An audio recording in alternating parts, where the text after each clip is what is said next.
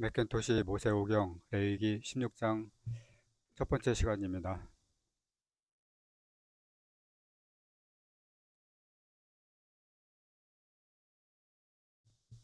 레위기 16장 레위기 16장은 중생한 사람이나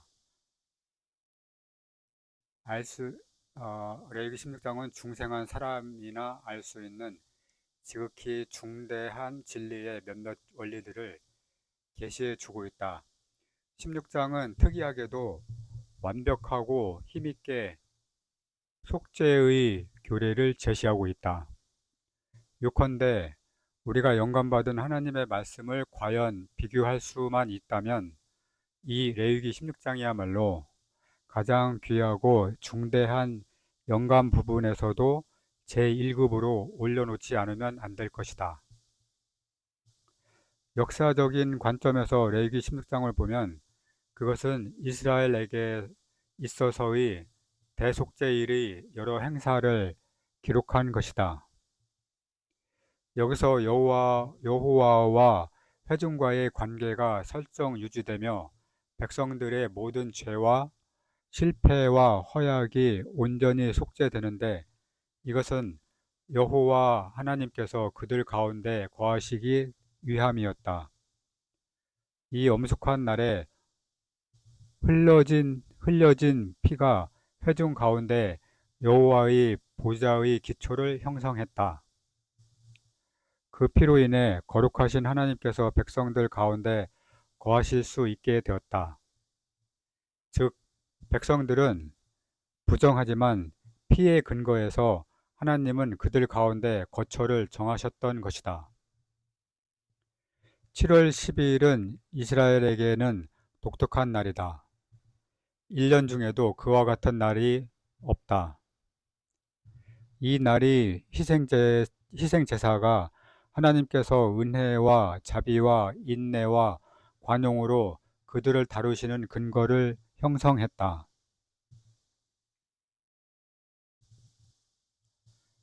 더욱이 우리는 영감받은 이 역사의 기록에서부터 성소에 들어가는 길이 아직 나타나지 아니한 히브리서 9장 8절 말씀 사실을 배운다.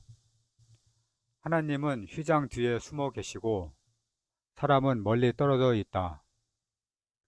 아론의 두 아들이 여호와 앞에 나아가다가 죽은 후에 여호와께서 모세에게 말씀하시니라. 여호와께서 모세에게 이르시되 내 형 아론에게 이르라. 성소의 장 안 법궤 위 속죄소 앞에 무시로 들어오지 말아서 사망을 면하라. 내가 구름 가운데서 속죄소 위에 나타남이니라. 레위기 16장 1, 2절 말씀. 사람이 무시로 하나님의 존전에 나아가는 길이 열려져 있지 아니했으며 또 사람이 계속 하나님 임전에 거할 수 있는 아무런 대책도 모세의 규례의 전반에 걸쳐서 나타나지 않고 있다. 하나님은 사람에게 보이지 않고 인간은 하나님께 보이지 않는다. 황소와 염소의 피도 영구한 만남의 장소를 열어 놓을 수가 없었다. 이것을 하기에는 더 고상한 이름과 더 풍성한 피의 제물이 필요했다.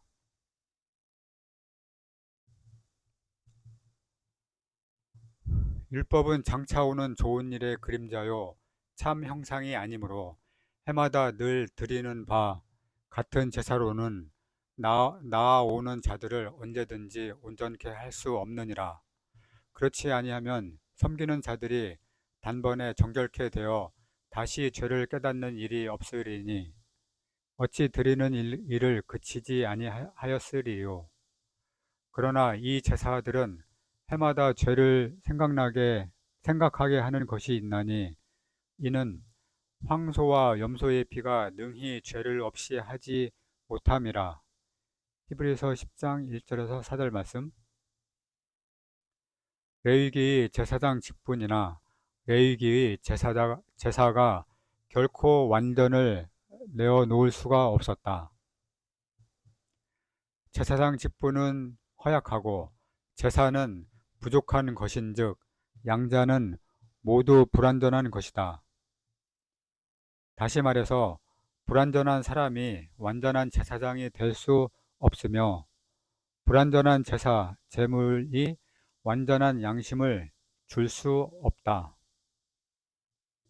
아론은 장 안에서 그의 자리를 취하기에 유능하지도 못했고 자격도 없었으며 또 그가 바친 제물도 그 휘장을 찢을 수가 없었다.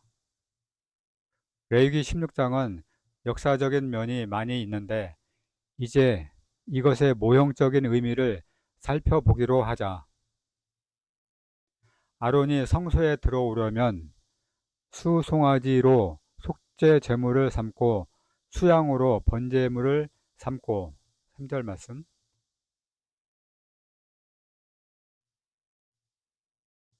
여기서 우리는 그리스도의 구속 사역이 두 가지 중요한 국면을 본다. 즉 그것은 완전히 하나님의 영광을 유지하면서도 또한 완전히 인간의 최대한 필요도 충족시킨다는 양 국면이다. 이 독특하고 엄숙한 날에 드려진 모든 예배가 언급되지만 소제나 화목제에 대한 언급은 전혀 없다. 복되신 우리 주님의 완전한 인간의 생활은 여기서 예표되지 않았으며 그리스도의 완성하신 사역에 기초한 하나님과 인간의 친교도 여기서는 계시되지 않았다. 요컨대 하나의 중요한 주제는 속죄이다. 그것은 이중적인 방법으로 나타났는데 첫째는 하나님의 성품의 요구와 인격의 요구와 그의 보좌의 요구 등 하나님의 모든 요구를 충족하는 방법으로 나타났으며 둘째는 인간의 모든 죄책과 그의 모든 필요를 온전히 충족시키는 방법으로 나타났던 것이다. 그런즉 레위기 16장에 나타난 진리, 즉 대속죄일에 관한 교훈을 명백히 이해하려면 이 두 가지 핵심을 마음속에 간직하지 않으면 안 된다.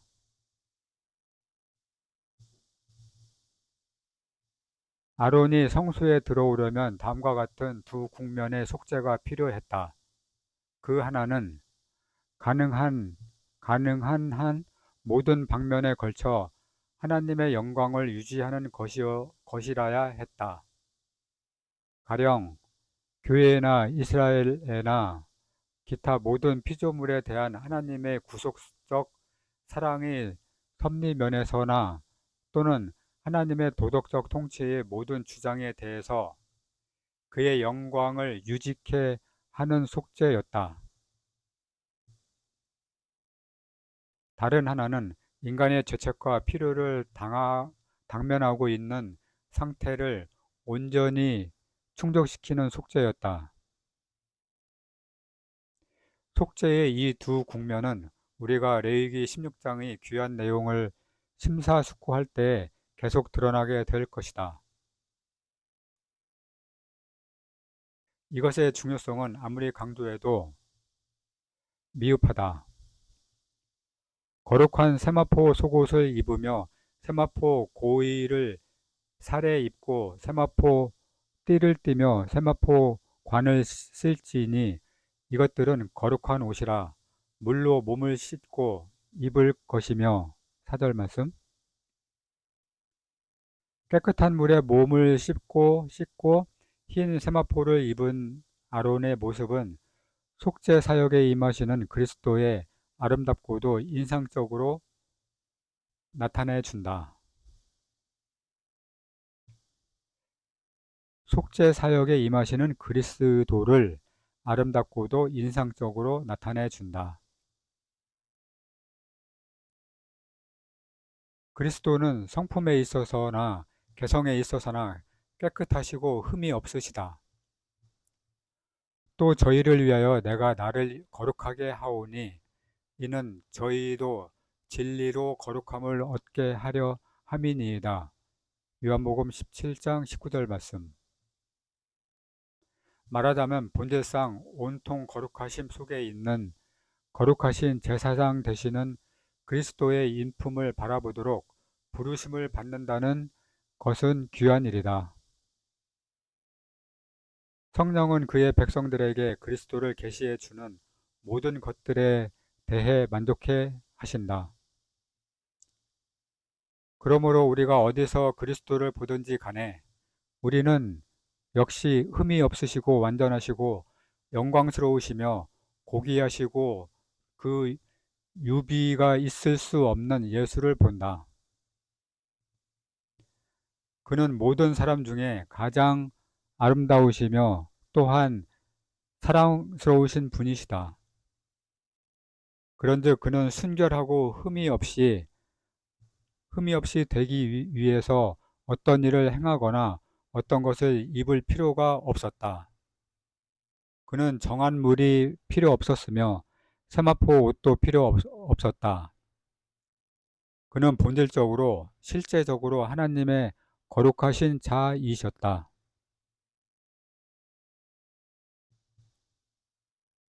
아론이 행한 것과 입은 것, 즉 씻고 옷을 입은 것 등은 단지 그리스도가 어떠하신 분이신가를 미약하게 그림자로 드러난 것뿐이다.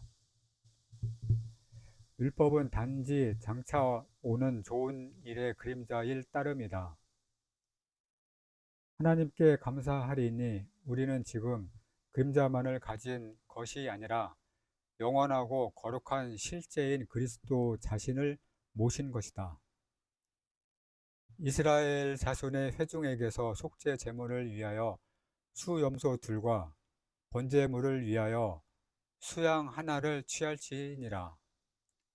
아론은 자기를 위한 속죄제의 수송아지를 들이되 자기와 권속을 위하여 속죄하고 5절 6절 말씀. 아론과 그의 권속은 교회를 나타내고 있다. 그러나 하나의 몸으로서의 교회가 아니라 하나의 제사장적 가정으로서의 교회를 나타낸다. 이것은 에베소서와 골로새서에서의 보게 되는 그런 교회는 아니다. 그것은 오히려 베드로전서의 다음과 같은 구절에서 보는 것과 같은 교회를 말한다.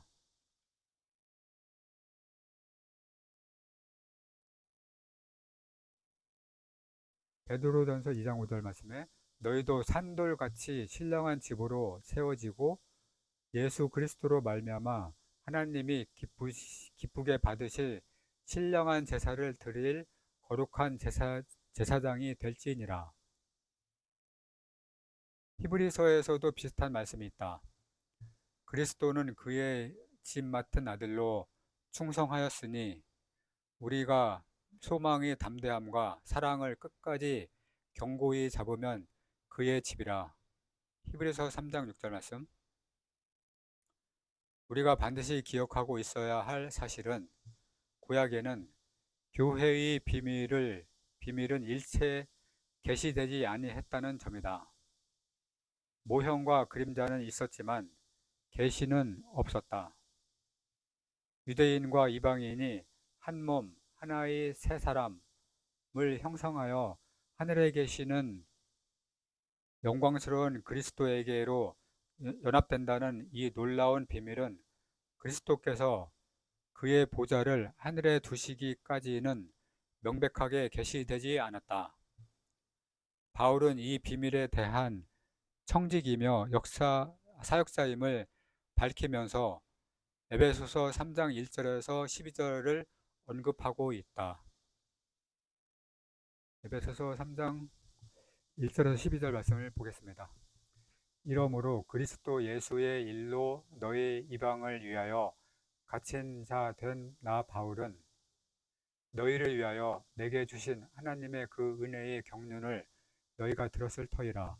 곧 계시로 내게 비밀을 알게 하신 것은 내가 이미 대강 기록함과 같으니 이것을 읽으면 그리스도의 비밀을 내가 깨달은 것을 너희가 알 수 있으리라.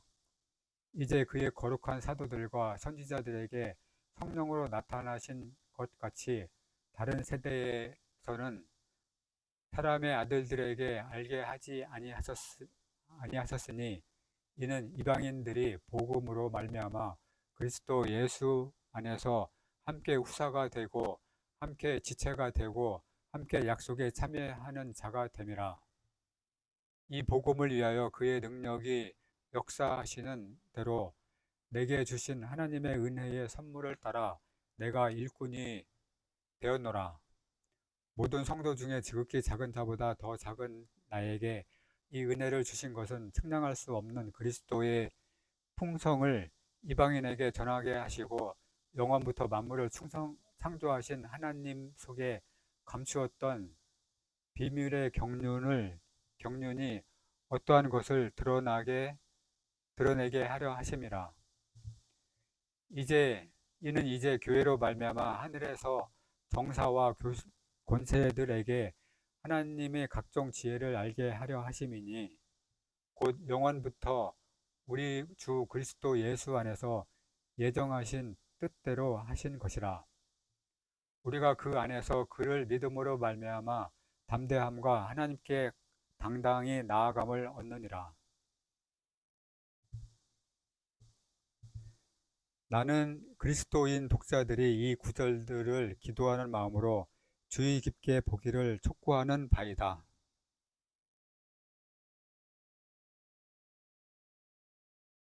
또 그 두 염소를 취하여 회막문 여호와 앞에 두고 두 염소를 위하여 제비 뽑되 한 제비는 여호와를 위하고 한 제비는 아사셀을 위하여 할지이며 아론은 여호와를 위하여 제비 뽑은 염소를 속죄제로 드리고 아사셀을 위하여 제비 뽑은 염소는 산대로 여호와 앞에 두었다가 그것으로 속죄하고 아사셀을 위하여 광야로 보낼지니라. 7절에서 10절 말씀. 이 두 염소에게서 우리가 이미 지적한 바 있는 속죄의 두 면을 본다. 즉, 한 염소는 여호와를 위하여 제비 뽑은 것이고 다른 한 염소는 백성을 위해 제비 뽑은 것이다. 여호와를 위하여 제비 뽑은 염소의 경우 이것은 사함을 받아야 할 사람들이나 죄들의 문제가 아니며 또한 하나님께서 택하신 자에 대한 하나님의 은혜의 섭리의 문제도 아니다. 물론 이런 것들도 무한히 귀중한 것들임은 굳이 말할 필요도 없겠지만 그러나 그런 것들이 여호와를 위하여 제비 뽑은 염소의 경우에는 내포되지 않았다. 사람을 위하여 제비 뽑은 염소는 하나님께서 일반적인 죄를 처리하고 온전히 영광을 받으셨던 그리스도의 죽음을 상징한다. 이 위대한 진리는 여호와를 위하여 제비 뽑은 이라는 특이한 표현 속에서 온전히 제시된다. 하나님은 그리스도의 죽음에 특별한 몫을 지니고 계신다. 이 몫은 특별히 구별된 몫이다. 이것은 비록 구원받은 죄인이 없다 하더라도 영원히 효력을 지닌 것이다. 이 진리의 위력을 알기 위해서 우리는 먼저 하나님께서 이 세상에서 얼마나 모욕을 받으셨으며 사셨는가를 기억할 필요가 있다. 그가 모욕을 당한 내용을 밝히자면 다음과 같다. 하나님의 진리가 무시당했다. 하나님의 권위가 정죄를 받았다. 하나님의 위엄이 경히 여김을 받았다. 하나님의 율법이 파괴되었다. 하나님의 주장이 거절당했다. 하나님의 이름이 모독을 받았다. 하나님의 인격이 모략 중상을 받았다. 그런데 그리스도의 죽음이 이 모든 것에 대한 대책이 되었다. 그리스도의 죽음은 그런 모든 일들이 자행되고 있는 곳에서도 하나님을 영화롭게 했다. 그리스도의 죽음이 하나님의 권위, 진리, 기록, 인격을 변호했다. 그것이 하나님의 보좌의 모든 요구 조건을 충족시켰다. 그의 죽음이 죄를 속했으며 죄가 우주 속으로 끌고 들어온 모든 해악에 대한 하나님의 해결책을 제시했다. 그리스도의 죽음은 복되신 하나님께서 은혜와 자비와 모든 것에 대한 인내의 관용을 가지고 역사하실 수 있는 근거를 제공했다. 또 그리스도의 죽음이 이 세상의 임금이 축출되고 멸망할 것에 대한 보증이 되었다. 그의 죽음이 하나님의 도덕적 통치의 불멸적인 기초를 제공했다. 십자가를 통해서 하나님은 자신의 절대 주권대로 역사하실 수 있다. 또 하나님은 십자가를 통하여 하나님의 인격의 유비 없는 영광을 드러내시고 또 그의 성품의 아름다운 속성을 드러내 보이신다. 하나님께서는 불멸의 공의를 행하시사 인류를 마귀와 그의 사자들과 함께 불못에 던져 넣으실 수도 있었다. 만약에 그렇게 하셨다면 하나님의 사랑, 그의 은혜, 그의 자비, 그의 친절, 그의 오래 참으심, 그의 긍휼, 그의 인내, 그의 온전한 선하심이 어디에 있다고 할 수 있겠는가?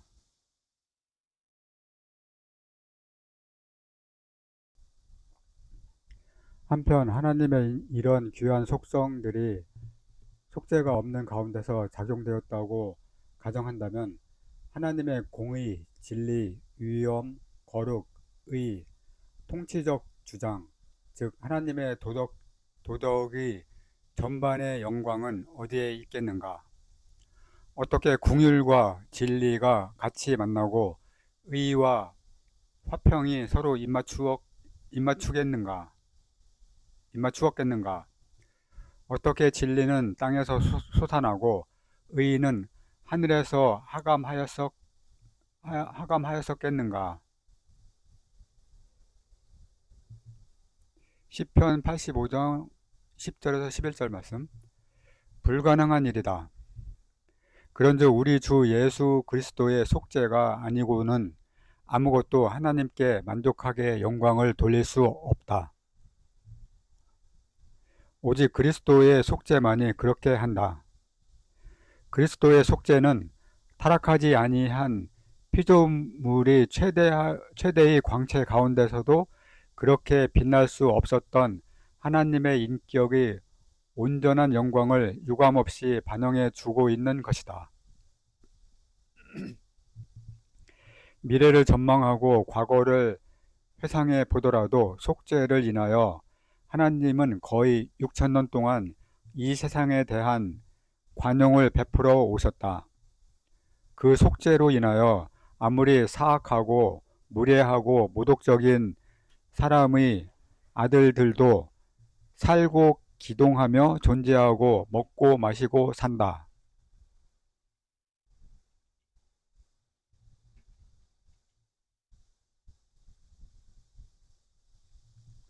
노골적으로 하나님을 모독하고 있는 이교도가 그의 입으로 넣고 있는 한 입의 음식물도 다 속죄의 덕분이건만 그는 그것을 알지 못하고 불경스럽게도 비난하고 있는 것이다. 무신론자의 들판을 비옥하게 만드는 태양광선과 비도 그리스도의 구속의 덕분으로 그에게 미치는 것이다. 그뿐인가? 불경건한 이교도와 무신론자들이 하나님의 계시를 모독하거나 또는 하나님의 존재를 부정하는 일에 보내고 있는 저 한순간의 삶의 호흡도 그리스도의 속죄에 기인한 것이다. 이 세상에서 신성모독만 있고 저 고귀한 속죄가 없다면 사람들은 속에서 뒹굴고 있을 것이다. 나는 지금 여기서 사람들의 사죄나 구원에 관해 말하고 있는 것은 아니다. 이것은 별개의 문제다. 사죄나 구원은 모든 진정한 그리스도인이라면 누구나 잘 알고 있듯이 예수의 이름을 고백하고 하나님께서 예수를 죽은 자 가운데서 살리신 것을 마음속에서부터 시인하는 사실과 결부되어 있는 것이다. 로마서 10장 말씀. 이것은 너무도 명백한 것이며 의심 없는 사실이다. 그러나 그것은 지금 우리가 생각하고 있는 속죄, 즉 여호와를 위하여 제비 뽑은 염소라는 특이한 표현으로 나타낸 그런 속죄 속에는 결코 내포되어 있지 않다. 하나님께서 죄인을 용서하시고 용납하는 사실과 그런 사람에게 관용으로 인내하시고 일시적인 축복을 내려주는 사실과는 완전히 별개의 문제이다. 양자가 모두 십자가로 인한 것이지만 전적으로 상이한 국면과 적용이 따른다. 이런 구별이 결코 중요하지 않다는 것도 아니다. 오히려 정반대이다. 실로 이 사실은 너무도 중요한 만큼 간과되고 있기 때문에 속죄의 온전한 교리에 대해서 혼란이 빚어지고 있다. 이것이 전부가 아니다. 과거나 현재나 미래에 있어서 하나님의 통치 방법을 분명히 이해하는 일은 이토록 심히 귀중한 사실 속에서 발견된다. 끝으로 많은 그리스도인들이 상당히 어려운 난점들을 발견하는 많은 부분을 해석할 열쇠가 발견된다. 나는 그 열쇠의 실례로서 두세 개의 구절을 제시할까 한다. 첫 번째 마치고 두 번째에서 뵙겠습니다.